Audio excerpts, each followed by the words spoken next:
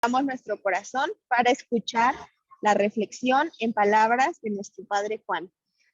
Adelante.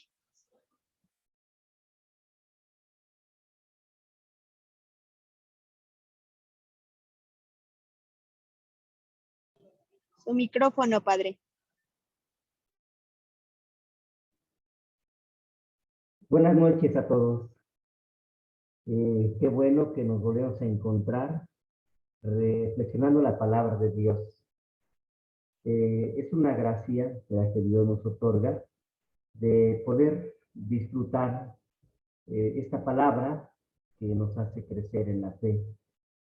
El texto que hemos escuchado es un texto que tiene muchas cosas que nos llevan a la reflexión más profunda, sobre todo porque algunas frases se han acuñado tanto que la iglesia las ha hecho suyas para meterlas en la liturgia de la celebración de la Eucaristía y tienen tan fuerte impacto espiritual que nosotros tenemos que saber el contenido que tiene cada palabra, sobre todo cuando nosotros mismos la pronunciamos en la celebración de la misa.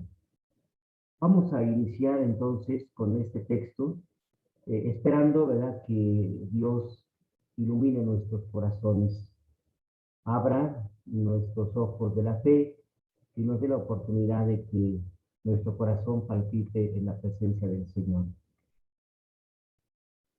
Primero, este milagro que Jesús lo realiza después del Sermón de la Montaña.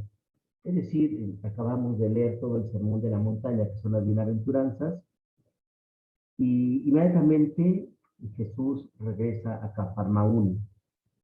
Cafarnaún ya es el lugar donde él se reunía, el lugar donde él descansaba, donde había puesto ya su casa, su morada Jesús.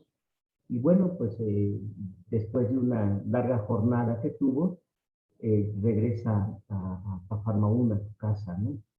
Y dice los textos evangélicos que allí en Cafarnaún, ¿verdad?, propiamente es donde llegaba con Pedro, ¿verdad?, y ahí descansaba, y ahí también llegaba mucha gente a visitarlo, a Jesús, porque ya lo habían escuchado y ya habían visto algunos milagros.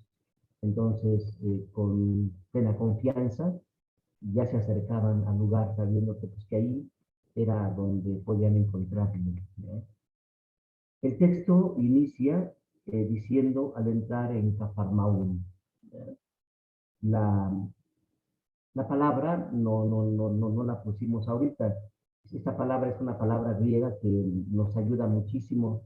No la puse, ¿verdad?, porque no se toca mucho. Dice, al entrar en Cafarnaún, se dice, ves mesa al entrar, ves mesa. Pero, ¿por qué no la puse? Porque tiene otro sentido muy fuerte. No solamente No se escucha.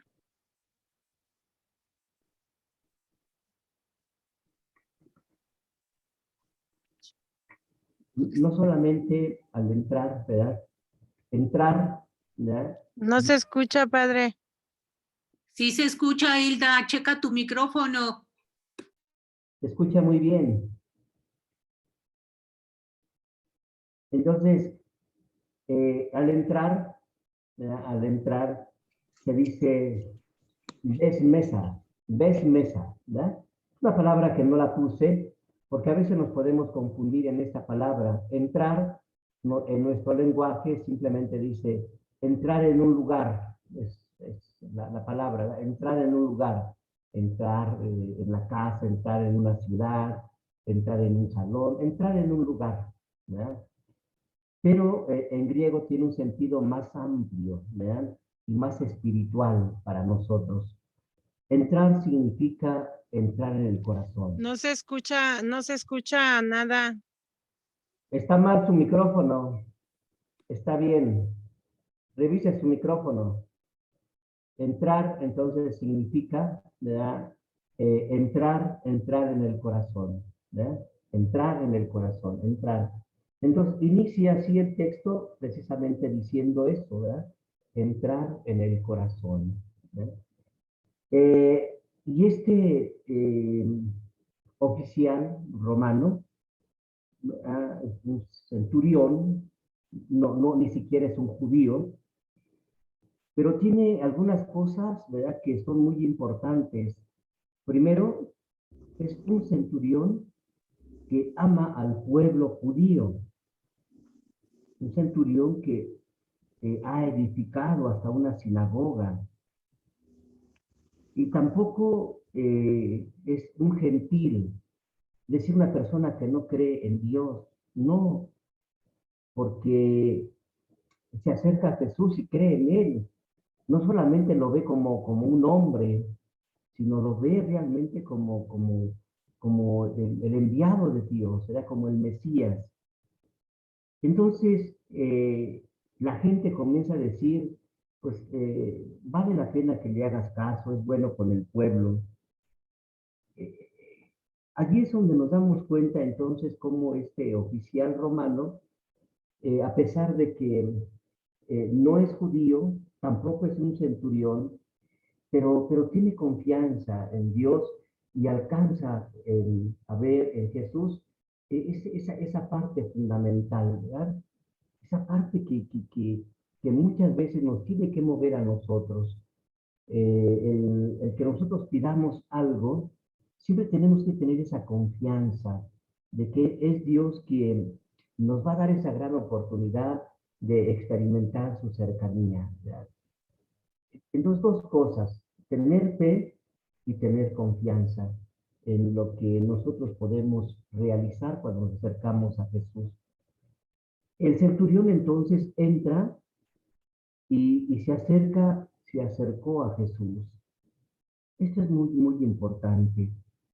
Esta palabra, acercarse, plisiazo, esa sí es una palabra que está ahí, que la pusimos, es plisiazo, plisiazo, acercarse, ¿ya?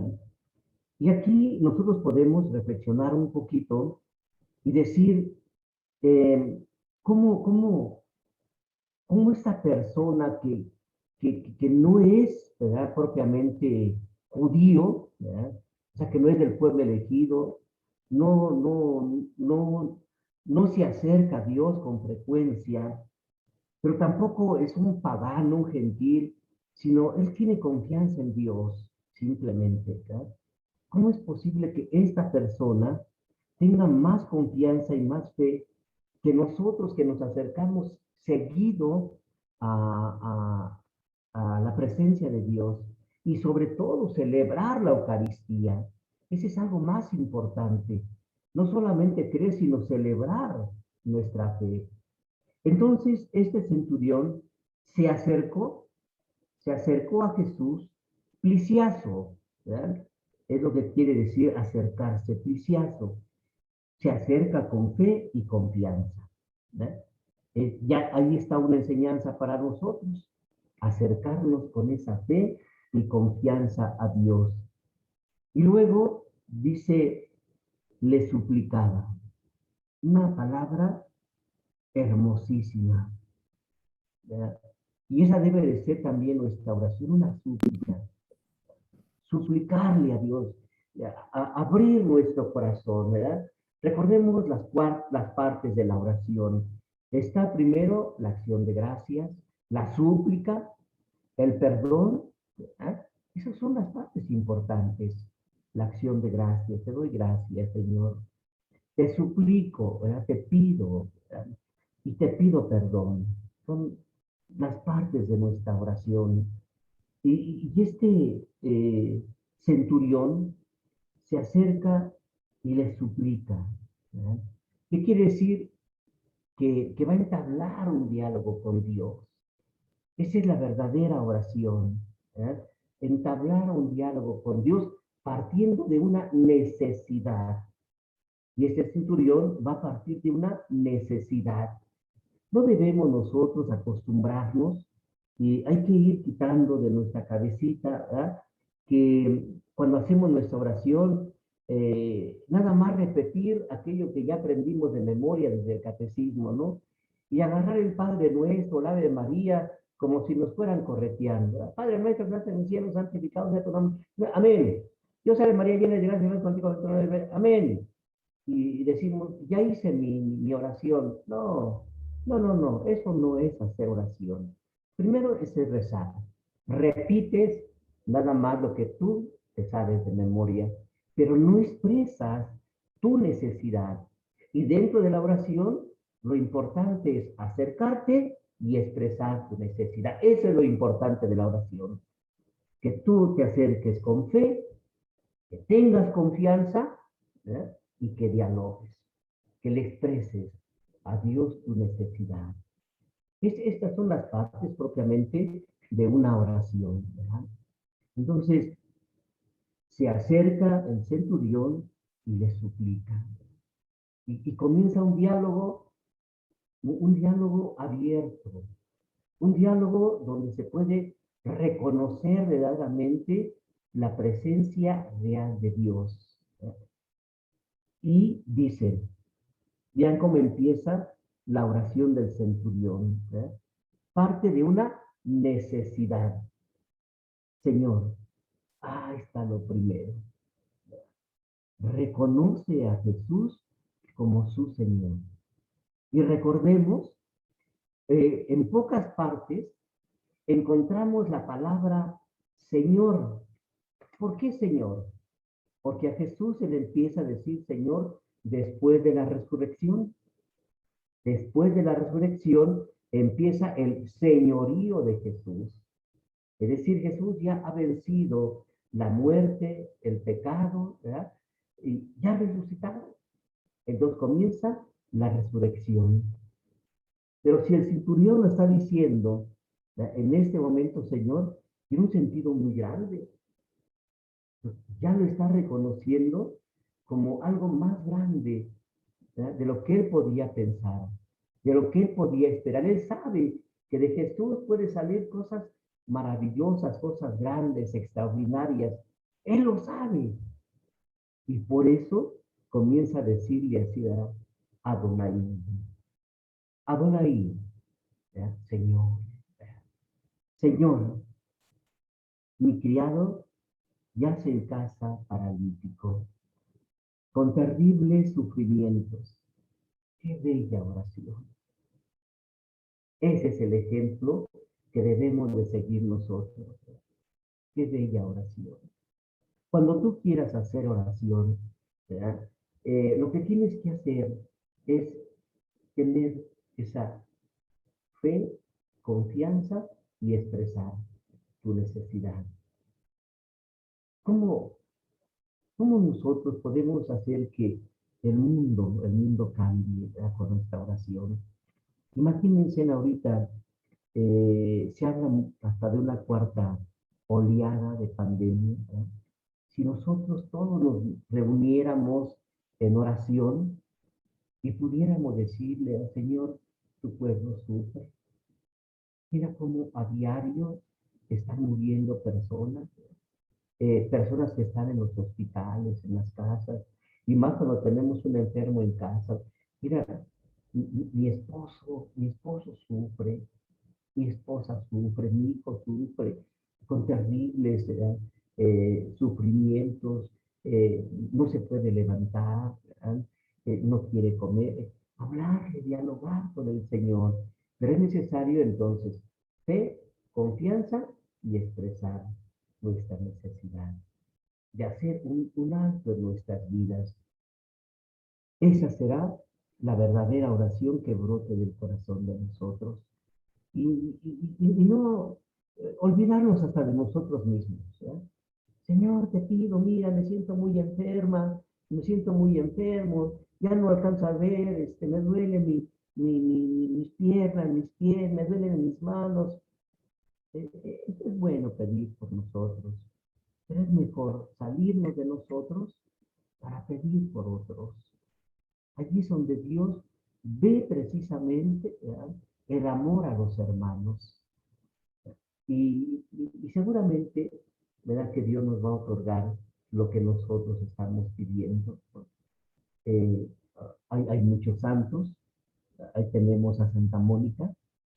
Si ustedes pudieran leer las confesiones de San Agustín, cómo Santa Mónica, a través de su oración, hizo cambiar a Agustín y a su esposo, ¿verdad? Y llegaron a ser hasta santos, ¿verdad? San Agustín, San Patricio, por la oración de Santa Mónica. Entonces, pues esto nos invita a que abramos nuestro corazón, no solamente para pedir por nosotros, sino hay que pedir por los demás, hay que pedir por las necesidades de ellos. Entonces, el centurión se acerca y hace esta bella oración, ¿no? Señor, mi criado yace en casa paralítico. Ahora, ¿quién es el criado? Aquí porque ya está traducido, pero el criado es un pequeño. Se dice niño, país, niño país. Y pequeño se dice anahuín. O sea, se puede aplicar las dos cosas. Un país, que quiere decir niño, o un anahuín, que quiere decir pequeño. ¿Verdad? Las dos cosas se pueden aplicar. ¿Cómo poder entender, ¿verdad?, de que en ninguno de los dos nos damos cuenta que no existe el nombre? Dice un centurión romano y luego dice un criado, no dice el nombre.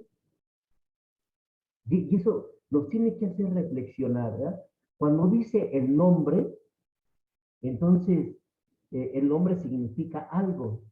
Vamos a poner como Zaqueo. Zaqueo significa puro. Y luego enseguida dice, y era de baja estatura.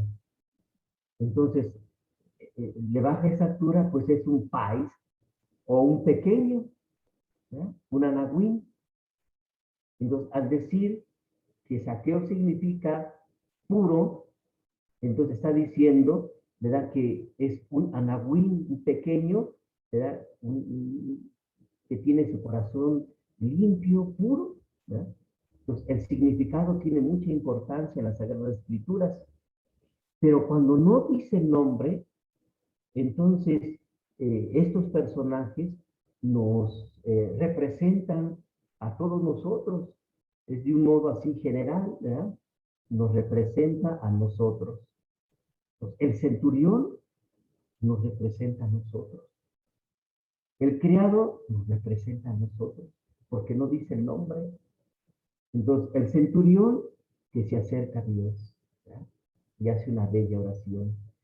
El pequeño, el criado, ¿verdad?, el país, dice está paralítico, que no se puede levantar, ¿verdad?, que no puede caminar.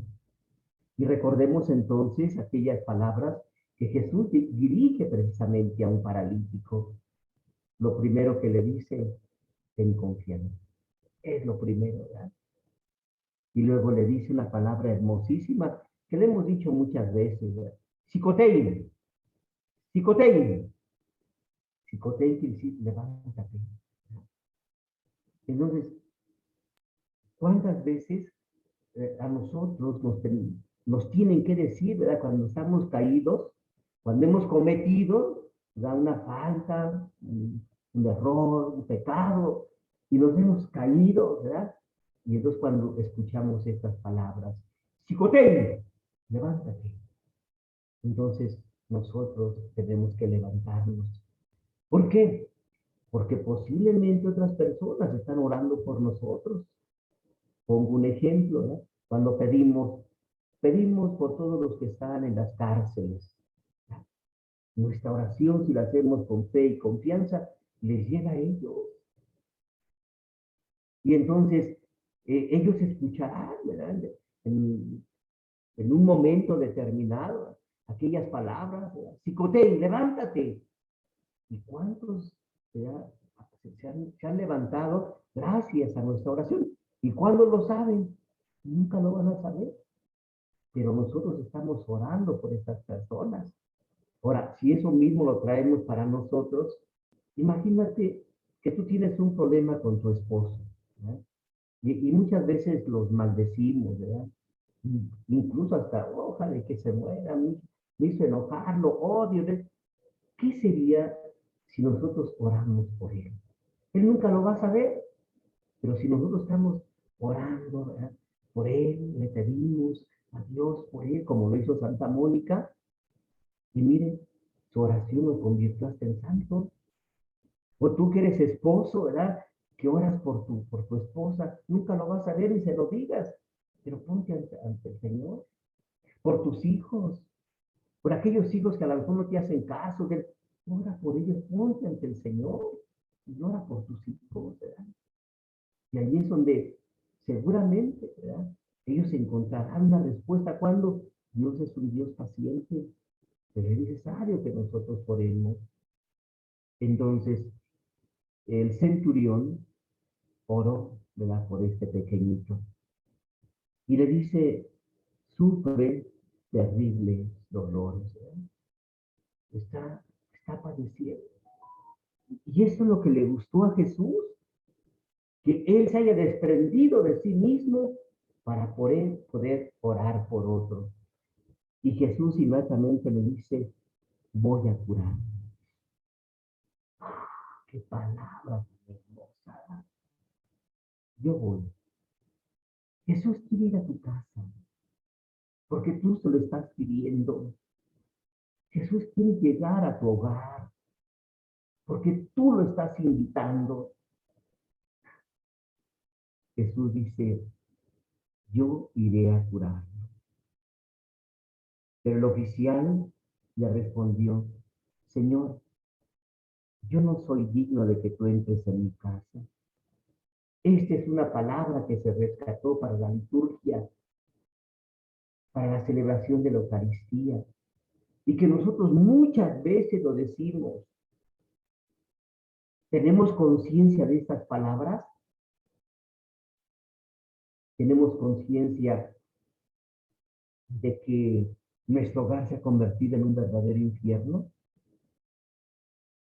Donde a veces no hay convivencia, donde los hermanos no se hablan, donde los esposos se pelean.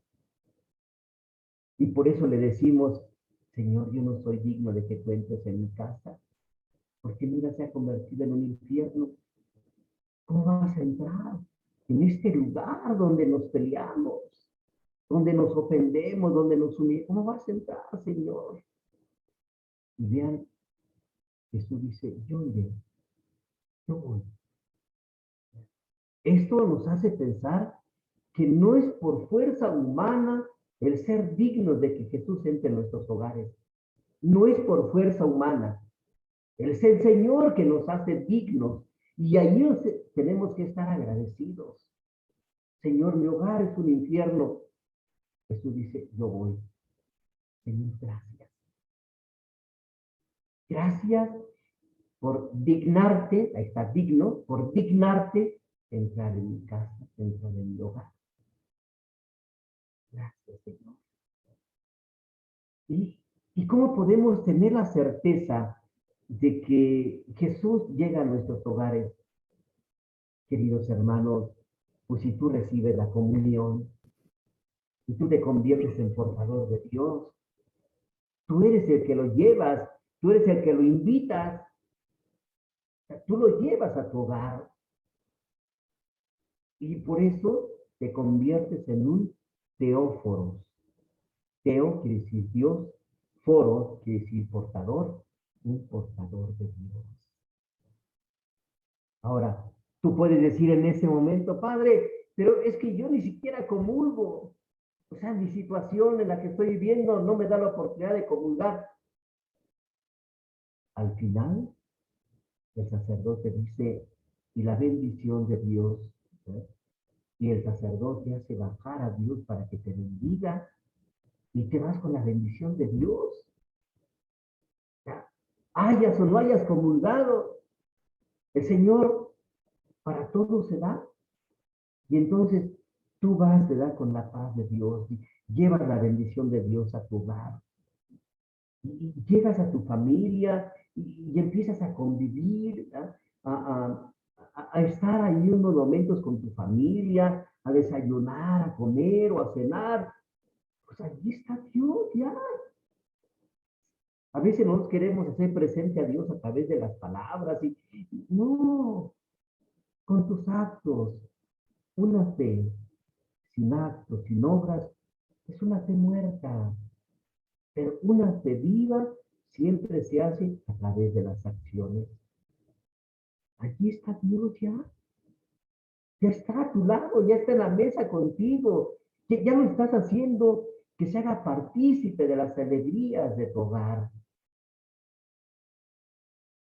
Entonces Jesús le dijo, yo iré a curarlo.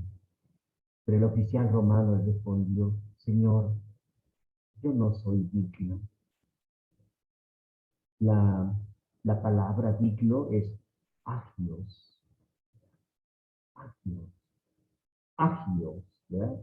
Agios, quiere decir digno, ¿verdad? Y, y fíjense que esta es una palabra, ¿verdad? Que se utiliza agios, quiere decir santo, y santo quiere decir separado. Por eso a veces cuando decimos que yo quiero ser santo, a ver, santo significa separado, ¿verdad? Entonces, ¿qué es lo que tenemos que hacer nosotros? Separarnos un poquito de la vida cotidiana que llevamos y dejar, ¿verdad? Que Dios entre en entrar al odio, al coraje, a la discordia. ¿Por qué no dejar entrar a Dios? Si el odio, el coraje, la discordia está derrumbando, está destruyendo nuestro hogar, ¿por qué no dejar a Dios que lo puede reconstruir? Señor, yo no soy digno. Ahora cuando digas esas palabras en la celebración de la Eucaristía, tener conciencia, Señor, mira mi hogar se está derrumbando. Por eso no soy digno de que tú entres a él. Pero precisamente es en este momento cuando yo te invito a que vayas. Yo te llevo. O sea, y si comulgas, llévate al Señor. Y si no, lleva la bendición a tu hogar.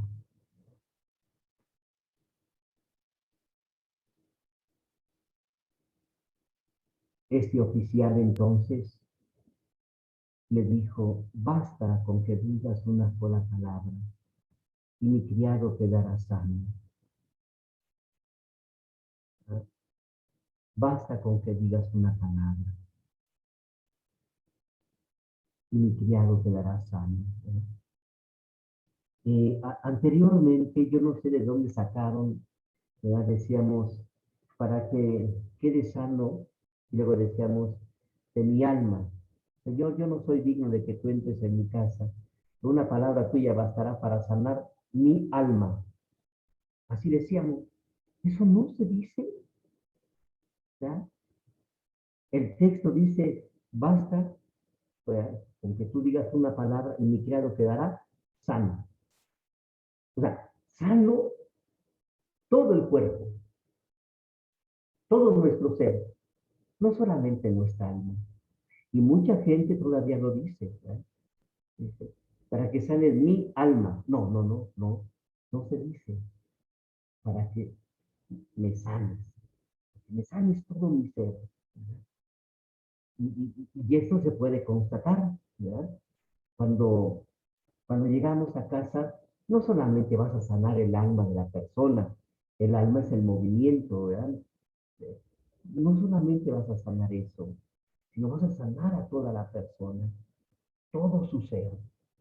Entonces así hay que pedirlo. Señor, basta una palabra para que yo quede sano, sano nada más, ¿no? No sanes mi alma. Y luego le dice el centurión, porque yo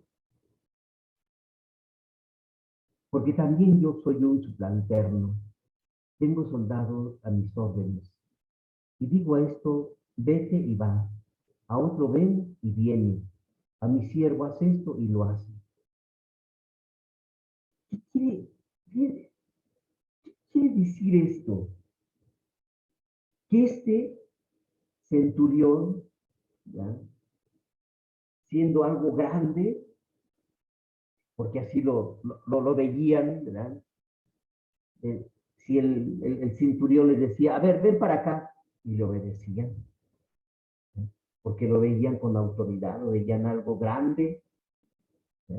Y se le decía a otro, haz esto, y lo hacía, porque veían en él autoridad y veían en él algo grande, ¿sí?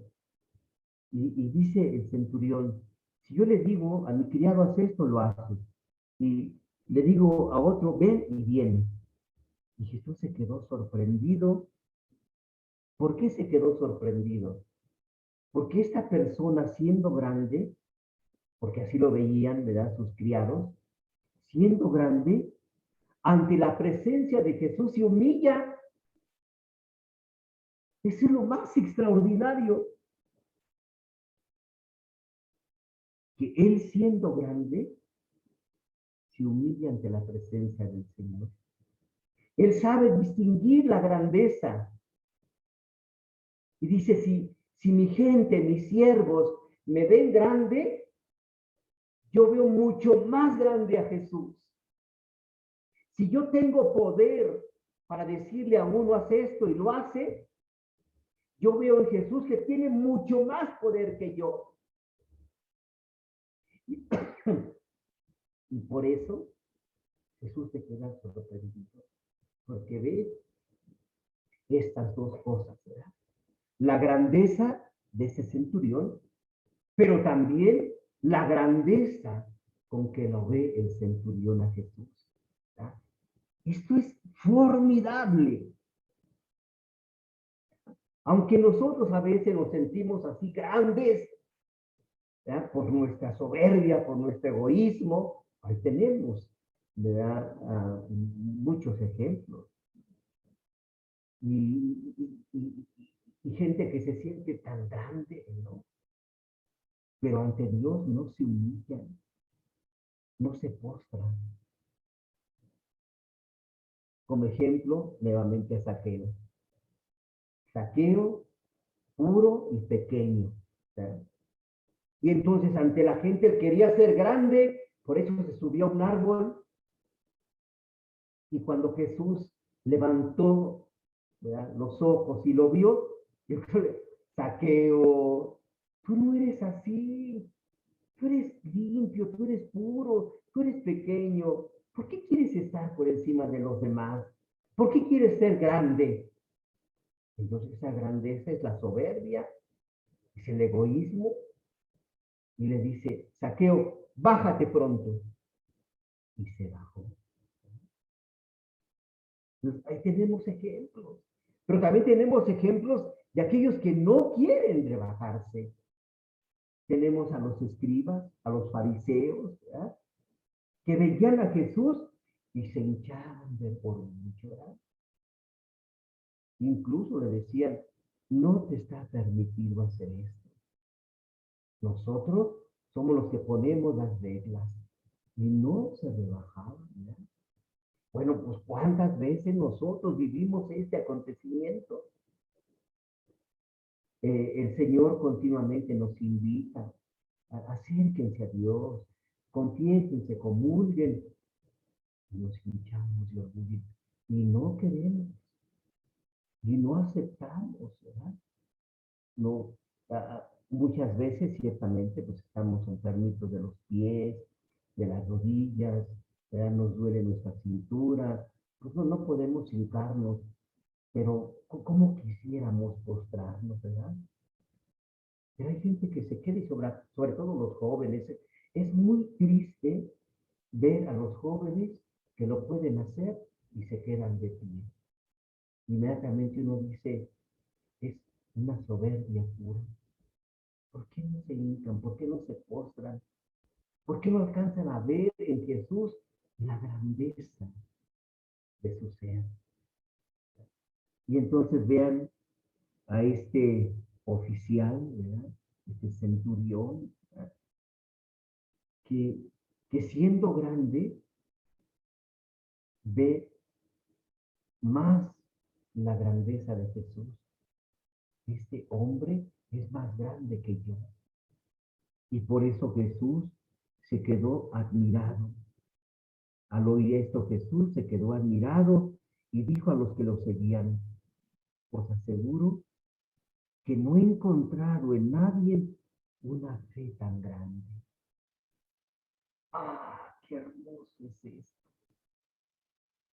Entre más sencillos y humildes seamos, más grandes somos a los ojos de Dios. Pero cuando más soberbios somos, queremos que resaltar nuestra grandeza, dice, muchas veces ellos ya han recibido su recompensa. Y en cambio aquel que se postra, que se humilla, Jesús lo levanta. Y por eso el criado que está paralítico es Jesús que lo levanta, es el que nos representa ante Jesús. Y entonces Jesús va a decir: psicotein, cuando nos ve que nos postramos ante Él con sinceridad, con humildad. Psicotein, levántate. Es Él el que. Entonces yo creo que allí tenemos que darle gracias a Dios, ¿verdad? Que sea Él quien nos levante. Al oír esto, Jesús se quedó admirado y le dijo: yo no he encontrado una fe tan grande. Entonces podemos añadir ahí fe y confianza. Ahí están los dos puntos. ¿Cómo te vas a acercar a Jesús? Con fe y confianza. Y expresar tus sentimientos. Es la forma de la oración. Entonces, encontramos en esta fe tan grande la confianza. Ahí están las dos cosas. Y Jesús dice: yo os digo que vendrán muchos de oriente y de occidente y se pondrán a la mesa con Abraham, Isaac y Jacob en el reino de Dios, en el reino de los cielos. Esta frase es hermosísima. Vendrán de muchas partes del mundo, a lo mejor gente pagana. Dice, y encontrarán el reino de Dios. Recordemos quién es el reino de Dios. El reino de Dios es la persona de Jesús. Y este centurión romano ha encontrado a Jesús. Ha encontrado la presencia de Dios. Entonces, nosotros, como el centurión nos representa a todos, pues esa es una verdadera enseñanza para nosotros. Es una catequesis. Entonces, estamos llamados a encontrar a Jesús. Y incluso nosotros mismos hasta lo pedimos. Si ya sabemos que el reino de Dios es Jesús, y decimos en el Padre nuestro: venga a nosotros tu reino. Estamos diciendo: ven Jesús, ven a nosotros. Y entonces, si tú lo pides, ¿por qué no lo recibes? Si tú lo pides, ¿por qué no lo aceptas? Si este criado, ¿verdad?, este pequeño está enfermo, que no se puede levantar, ¿por qué no escuchas entonces las palabras de Jesús? Psicotein, levántate. Él es el que nos levanta. O abrir nuestro corazón como este centurión romano. Una oración: Señor, mi criado está terriblemente enfermo, está paralítico, con terribles dolores. Esa es una enseñanza ya para nosotros. Y entonces hay que tener cuidado, dice, porque muchos que no frecuentan como nosotros la iglesia, dice, tienen más confianza y fe que nosotros. Eso sí es para reflexionar. Nosotros que vamos frecuentemente a la presencia de Dios, pero nos hace falta estos elementos, fe, confianza, y entonces poner en nuestra oración nuestra propia necesidad. Y desprendernos de nosotros para que Jesús entonces escuche nuestra oración. Desprendernos de nosotros y orar por los demás.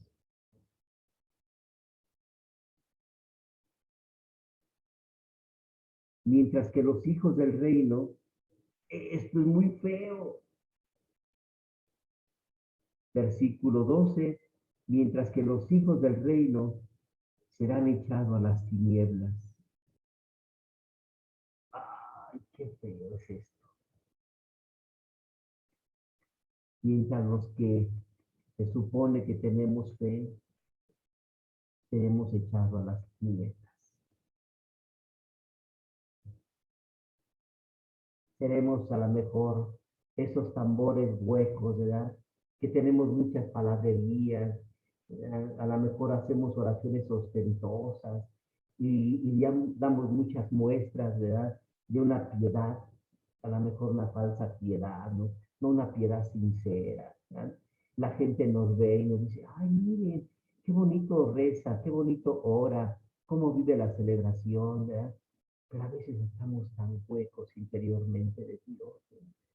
Exteriormente pues decimos muchas cosas, pero interiormente estamos vacíos de Él. Nos portamos tan egoístas. Yo me sorprendo, ¿verdad? Como una persona que participa de la misa, de que llegas a comulgar, que haces oración, ¿verdad?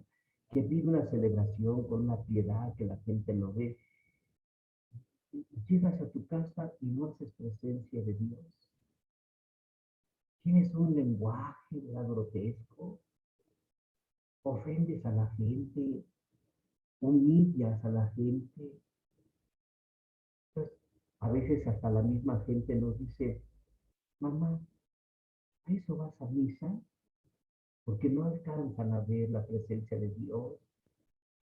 Y vean entonces el texto en su versículo 12, dice, mientras que los hijos del reino serán echados a las tinieblas.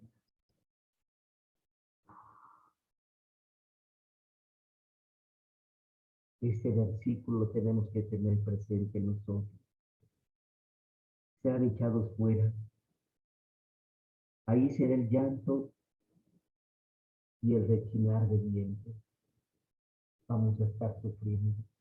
Señor, pero si yo iba a misa. Señor, pero si yo hacía mi oración. Señor, pero si yo hacía esto. Señor, pero si yo... No te conozco. No te conozco.